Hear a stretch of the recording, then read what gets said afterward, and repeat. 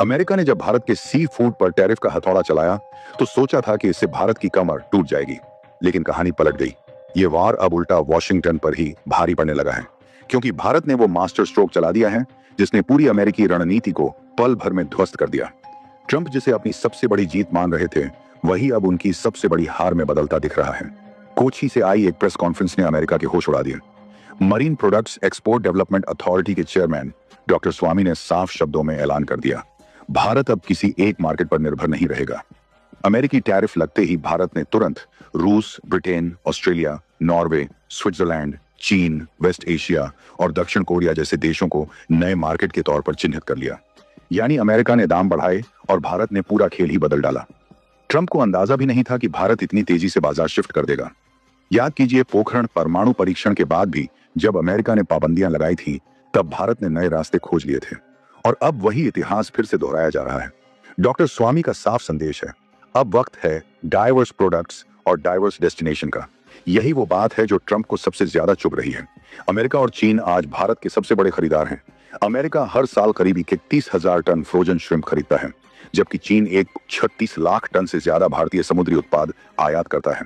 Trump को यकीन था कि अगर अमेरिका टैरिफ बढ़ा देगा तो भारत की अर्थव्यवस्था हिल जाएगी, लेकिन अब यही आंकड़े अमेरिका को डराने लगे हैं, क्योंकि भारत ने साफ संदेश दे दिया है कि वह नए मार्केट में घुसकर और भी आक्रामक तरीके से अपने प्रोडक्ट्स बेचेगा। आखिर इस पूरी डेवलपमेंट का भारत की अर्थव्यवस्था पर क्या असर होगा और ट्रंप को इससे कितनी चोट लगेगी, ये सब जानेंगे इस वीडियो में। लेकिन उससे पहले इस वीडियो को लाइक करें और चैनल को सब्सक्राइब जरूर करें। साल 2024-25 में भारत ने 16,170 टन सी फूड एक्सपोर्ट किया, जिसकी वैल्यू रही 22,808 करोड़ रुपए, यानी पूरे 7.35 बिलियन अमेरिकी डॉलर। इसमें फ्रोजन श्रिम्प 44% और फ्रोजन फिश 20% के साथ सबसे बड़े हथियार साबित हुए, जबकि स्क्विड और कर्टल फिश भी बड़ी मात्रा में विदेश गए। ये आंकड़े बताते हैं कि भारत की सी फूड ताकत कितनी विशाल है और ट्रंप का टैरिफ वॉर अब उल्टा अमेरिका को ही घाटे में डाल रहा है। राज्यों में आंध्र प्रदेश अकेले 2.36 बिलियन डॉलर के एक्सपोर्ट के साथ सबसे आगे रहा। इसके बाद तमिलनाडु और केरल, यानी सिर्फ दक्षिण भारत ही अमेरिकी टैरिफ को मात देने के लिए काफी है। यही वजह है कि ट्रंप को डर है, भारत का इतना बड़ा उत्पादन बेस आसानी से नए देशों में घुस सकता है।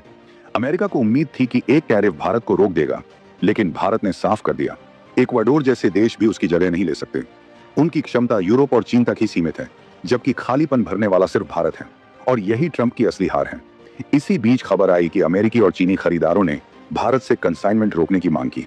एक्सपोर्टर्स में हलचल जरूर मची, लेकिन भारत ने तुरंत वित्त मंत्रालय से वर्किंग कैपिटल और लोन पर राहत की मांग कर डाली। यानी भारत टूट नहीं रहा, बल्कि और मजबूत बन रहा है। अब देश के भीतर भी गुस्सा बढ़ने लगा है। पंजाब की लवली प्रोफेशनल यूनिवर्सिटी LPU ने ऐलान किया है कि अगर 27 अगस्त को टैरिफ लागू हुआ तो कैंपस में सभी अमेरिकी सॉफ्ट ड्रिंक ब्रांड्स पर बैन होगा। यही कदम ट्रंप को सबसे ज्यादा चुभ रहा है, क्योंकि असर अब इंडस्ट्री से निकलकर जनता की भावनाओं तक पहुंच चुका है। ट्रंप की सबसे बड़ी भूल यही रही कि उन्होंने भारत को कमजोर समझा, लेकिन अब हालात उलटे पड़ रहे हैं। भारतीय जनता और संस्थान खुद अमेरिकी ब्रांड्स के खिलाफ खड़े हो रहे हैं। सांसद अशोक कुमार मित्तल ने तो पहले ही ट्रंप को खुले खत में चेतावनी दी थी कि अगर 146 करोड़ भारतीय अमेरिकी कंपनियों पर रोक लगा दें तो खेल पूरी तरह पलट जाएगा। अब वही चेतावनी हकीकत में बदलती नजर आ रही है। ट्रंप को डर सता रहा है कि कहीं यह बहिष्कार लहर पूरे देश में न फैल जाए और अमेरिकी कंपनियों के लिए भारत का दरवाजा बंद न हो जाए। भारत का दोहरा वार, एक तरफ नए देशों में सी फूड मार्केट खोलना और दूसरी ओर घरेलू स्तर पर अमेरिकी ब्रांड्स का बहिष्कार, वॉशिंगटन के लिए सबसे बड़ा सिरदर्द बन चुका है। अमेरिका के लिए भारत सिर्फ सी फूड का बाजार नहीं है, बल्कि दुनिया का सबसे बड़ा कंज्यूमर बेस है, और अगर यहां से बहिष्कार शुरू हुआ तो झटका सीधे वॉल स्ट्रीट तक महसूस होगा। यही वजह है कि ट्रंप की बौखलाहट हर दिन और बढ़ रही है। भारत ने साफ कर दिया है कि अगर अमेरिका टैरिफ की तलवार चलाएगा तो भारत उसके सामने आर्थिक ढाल और रणनीतिक वार दोनों लेकर खड़ा होगा। ट्रंप का सोचना था कि भारत अलग थलग पड़ जाएगा, लेकिन भारत ने रूस से लेकर ऑस्ट्रेलिया तक नए देशों के साथ समझौते शुरू कर दिए हैं। अब मुश्किल यह है कि भारत का सी फूड महज एक फूड प्रोडक्ट नहीं, बल्कि एक बड़ा व्यापारिक हथियार बन चुका है। जैसे ही भारत नए मार्केट्स में एंट्री लेगा, अमेरिकी रेस्टोरेंट्स और सुपरमार्केट्स को वही भारतीय श्रिम्प और फिश महंगे दामों पर खरीदनी पड़ेंगी। यानी टैरिफ का वार अब अमेरिका के उपभोक्ताओं को ही चोट पहुंचाएगा। यही कारण है कि ट्रंप की पूरी रणनीति उल्टी पड़ गई है। भारत की सी फूड इंडस्ट्री और ज्यादा डाइवर्सिफाइड होगी और अमेरिका की निर्भरता भारत पर बरकरार रहेगी। आज स्थिति साफ है, अमेरिकी टैरिफ भारत को डराने में नाकाम रहा है, बल्कि इस कदम ने भारत के लिए नए दरवाजे खोल दिए हैं और सी फूड इंडस्ट्री अंतरराष्ट्रीय स्तर पर पहले से कहीं ज्यादा ताकतवर बनकर उभर रही है। देश के अंदर अमेरिकी कंपनियों के खिलाफ बहिष्कार की लहर उठ चुकी है और राष्ट्रपति डोनाल्ड ट्रंप बार बार बौखलाहट में बयानबाजी कर रहे हैं। लेकिन इस बार भारत ने सिर्फ पलटवार नहीं किया, बल्कि पूरे खेल की दिशा ही बदल दी है। सी फूड इंडस्ट्री से जुड़ा एक और बड़ा पहलू है ग्लोबल डिमांड का अचानक रिकॉर्ड स्तर तक पहुंचना।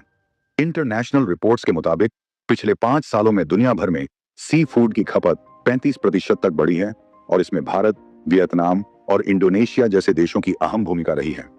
यही वजह है कि भारत अब सी फूड को केवल एक्सपोर्ट नहीं, बल्कि एक स्ट्रेटेजिक सेक्टर मान रहा है। लेकिन इस मांग ने ग्लोबल सप्लाई चेन पर दबाव डाल दिया है। बड़े फिशिंग ट्रॉलर्स ओवर फिशिंग कर रहे हैं, जिससे समुद्री पारिस्थितिकी खतरे में है।